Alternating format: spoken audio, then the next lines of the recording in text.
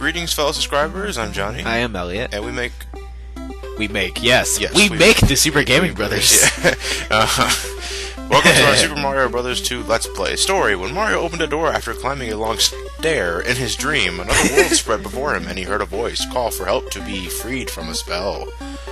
After awakening, Mario went to a cave nearby, and to his surprise, he saw exactly what he saw in his dream. Yelled Gordon Freeman. He saw Chuck Norris fighting Bruce Lee for the first time ever. Okay, so this is Super Mario Bros. 2. In AKA Japan, it's Doki Doki Panic. Yeah, aka Doki Doki Panic. In Japan, this game is known as Super Mario Bros. USA because this game was made specifically for the American audience. Yeah, in case you don't know, because you probably are too young to be watching this channel, or you're under you've a been rock. living under a rock for the last 25 years. This is not the original Mario Bros. 2. The original Mario Bros. 2 was exactly like the first game, only a fuck ton more hard.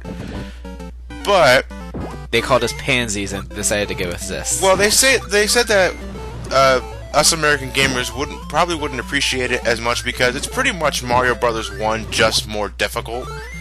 So they wanted to take an already existing game called Doki Doki Panic, switch out the characters with Mario characters, and call it a Mario game. Doesn't Doki Doki Panic take place in like the Arabian Nights or something? Yeah, actually, I believe so. I never actually played Doki Doki Panic, though I'm technically kind of playing it now. But yeah, I'm never aware of the original plot for the game. But yeah. This is what us American gamers got instead of Super Mario Bros. Lost Levels, which is what the game would be called when the game was eventually released in America. Why am I holding the shotgun for so long? Why'd you throw him down there? A boom. A boom? Ba-boom. Ba-bomb. I had to go there. Oh, of course, Mario Bros. It makes sense because it's related. Alright, so we have our first mini boss. I wouldn't say boss, mini boss. We got Birdo, the transsexual dinosaur. Which, by the way, why is she or he or whatever it is called Birdo? It doesn't look like a bird. And just adding an O to the end, it doesn't help. I don't know. Into the mouth of the bird face, that scared me as a child. Or as we call, a hawk. So, alright, there are a lot of things. Ooh, 2 up.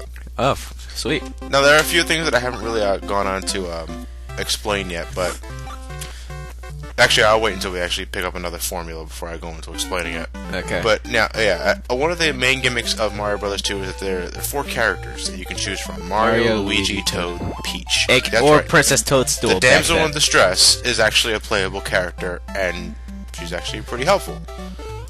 Now, each character is different from each other. They all have their own attributes that make them particularly useful. For better or worse. For better, yeah, there you go. Thank you very much. I'm being corrected by the 15-year-old.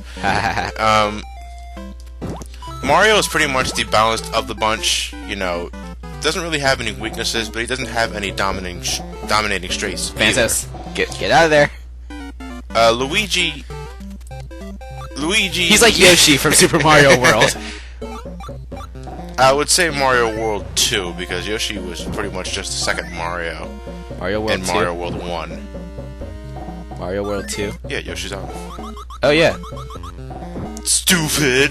But, Luigi has a very... it's like a fluttering jump. Like Yoshi. But it's not exactly a second jump, though. He just has a lot of air time. Yeah. And his traction is... it's not as tight as Mario's. So he's a little more slippery. Oh, damn it. Alright, anyway, what I just entered there was Subspace. Where one of the things you can pick up from the ground are formulas. And if you place it in the correct spot, you can get a mushroom, which can increase your life. And if you also pick up vegetables while in Subspace, you get coins, which are added to the slot machine at the end of each level. Obviously, the more coins you pick up, the better chances you have of scoring extra lives at the end of each stage. I'm trying to get them, damn it. You got that one before you left. So pretty much, there's pretty much a boss at the end of each level. Well, mainly Birdo. Well, mainly Birdo. I'm sorry. I shouldn't say a boss. I should say at the end of each level is Birdo. Except for the third stage of each world, where there's an actual real boss that you have to fight. So it's almost like the end of like every Mario 1 stage. You always fight Bowser, even though he fell into the lava when we picked up the axe. Pretty much. So now, because I picked up so many coins before, now we have a lot of chances to get a lot of lives. And 2-ups, I love seeing those. I need more of those. Fuck you, game, for not giving me another 1-up. Come on.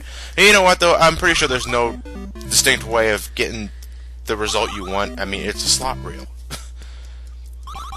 I mean, if anyone knows the trick to manipulating it so you can get the result you want, please let me know, because when I play this game for Brain Scratch, I'm going to need all the luck I can get. You doing it for Brain Scratch? Maybe later on. I mean, assuming Ryan doesn't do it. Alright, so that was World 1, 2. Let's choose Toad now. Toad is I would say, is he the fastest of the bunch? Yeah, he probably is. I think he's the fastest and the strongest, because he can pick up vegetables really quick. You know, if you think about it, he actually looks like one of the characters from Doki Doki Panic. The father, I get a resemblance from. I don't from know the pants. From the pants. I don't know why I've taken the formula with me, but look at the pants. The pants helps. Look at this mushroom. Yeah, he's definitely faster with picking up things. Yeah, Toad is the strongest. I assume. I guess it makes sense. I don't know. You know, for a small guy with a mushroom on his head, he's pretty strong. Now I want to show you guys something real quick. And you know those actually look like Pokemon.